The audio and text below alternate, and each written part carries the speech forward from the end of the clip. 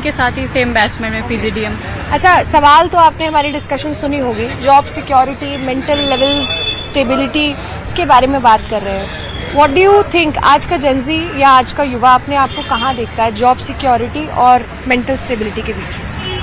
I think आजकल के generation में दोनों ही इम्पॉर्टेंट है, बट जेनजी आजकल मेंटल हेल्थ को ज़्यादा प्रेफरेंस दे रहे हैं, क्योंकि पहले मेंटल हेल्थ की बात कोई नहीं करता था हमारे सोसाइटी में। हमारे पेरेंट्स ने भी कभी हमसे मेंटल हेल्थ डिस्कस ही नहीं किया। Physical health was always a topic in the house, but mental health कभी नहीं था।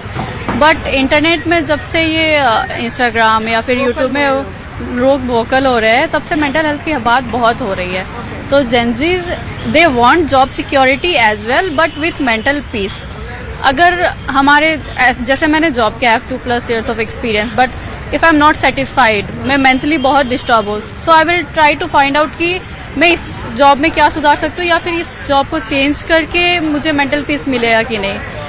तो mental peace is very important. मतलब आजकल का नौजवान डर नहीं रहा है एक नौकरी छोड़ने से पहले कि हमें किसी को जवाब देना पड़ जाएगा या कुछ ऐसा हो जाएगा, क्योंकि आपकी मेंटल स्टेबिलिटी एक जगह सही नहीं है, तो आप सोच रहे हैं कि आप क्विट कर देंगे।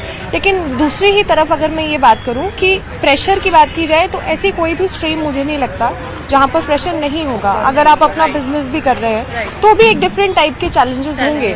लेकिन कुछ लोग इसको ये भी कहते हैं कि क्योंकि आप चैलेंज फेस नहीं कर सकते, आप इतने स्ट्रांग इनफ नहीं हो कि आप फेस कर पाओ, इसलिए आप रिजाइन कर रहे हो। आपको लगता है कि ये नोशन सही है?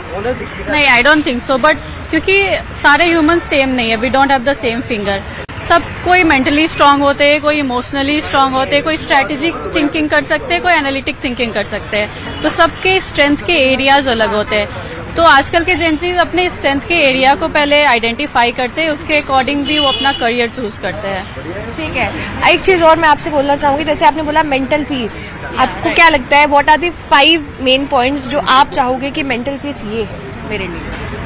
आई थिंक वो तो आप खुद पे भी डिपेंड करता है। लाइक मैं अगर किसी के साथ खुद को कंपेयर नहीं कर रही हूँ, वो भी काइंड ऑफ, हाँ, अपने लिए, वो हमारे पे भी डिपेंड करता है। आपके लिए क्या है मेंटल पीस? कॉर्पोरेट में आपको क्या लगता है कि ऐसे मेंटल पीस बरकरार किया जा सकता है, या वो लूप होल्स जो आपने ऑब्जर्व किए हो? लाइक मैनेजर्स बहुत होते हैं जो पोक करते हैं अननेसेसरी, सेक्सुअल हरासमेंट भी होते हैं बहुत सारे ऑफिस में, इसीलिए पोस्ट ट्रेनिंग वो चलती है, तो उससे थोड़ा मेंटल पीस मिलता है। एंड सैलरी टाइम पे नहीं देते, दैट्स ऑल्सो द फैक्टर। या बहुत बहुत शुक्रिया। और कोई यहाँ पर अगर हमसे बात करना चाहे, आप बताइए अगर अपना नाम। प्रतिष्ठा। ओके, सो चर्चा यहाँ पर जॉब सिक्योरिटी को लेकर हो रही है, मेंटल स्टेबिलिटी को लेकर हो रही है। आपको क्या लगता है कि प्रायोरिटी आजकल क्या है? मतलब नौकरी होना जरूरी है या मेंटल स्टेबिलिटी होना जरूरी है? Okay, I feel like people nowadays, like Gen Z kids, they are more susceptible to mental instability compared to like yes, no, compared to kids who are like older kids, like our parents, grandparents. The older generation. Yes, I feel like why the main problem is loneliness. Most families are nuclear. Right. Back then we had more joint families, so loneliness is a big point, which is why like if you are lonely you don't get psychological security. Like that psychological security comes from siblings, own siblings, cousins, but There we is don't. a lack of support actually. Yes, psychological support. That leads to very weak mental stability.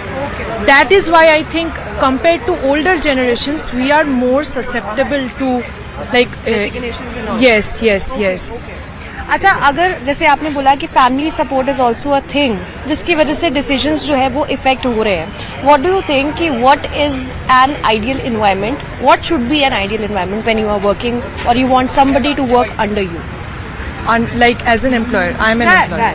Okay, I feel like bosses or employers should be more open to suggestions because acceptance होना जरूरी है। yes, suggestions meaning in my opinion I think older generations की comparison में younger generation creative ज्यादा है, open minded ज्यादा है, Vocal भी हैं। yes they are more open to speak up about new things that might come to them compared to that like older generations थोड़ा और reserved होते थे।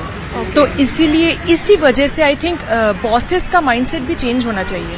अच्छा Okay. अच्छा, आपको लगता है कि एक ये प्रॉब्लम भी है कि अभी दो जनरेशंस आपस में काम कर रही है, एज इन कि एक ओल्डर जनरेशन का बॉस है, मैनेजर्स हैं, और जो एम्प्लॉयज हैं under them they are all Gen Zs, so it becomes difficult for us also to communicate because there is a generational gap which is very evident in corporate also. yes I think so because वो लोग change करने की कोशिश कर रहे हैं, like older generation they are trying a lot, like millennials and our parents like age, they are trying a lot to change but that change, yes, it takes time and compared to that younger generation is more like हम सबको no ADHD होती है, हम सबको attention span, we don't have the patience to wait for them to change, that's why we resort to resignation and Because stuff. Gen Z is more reactive. Yes. Reactive भी है, explosive भी है।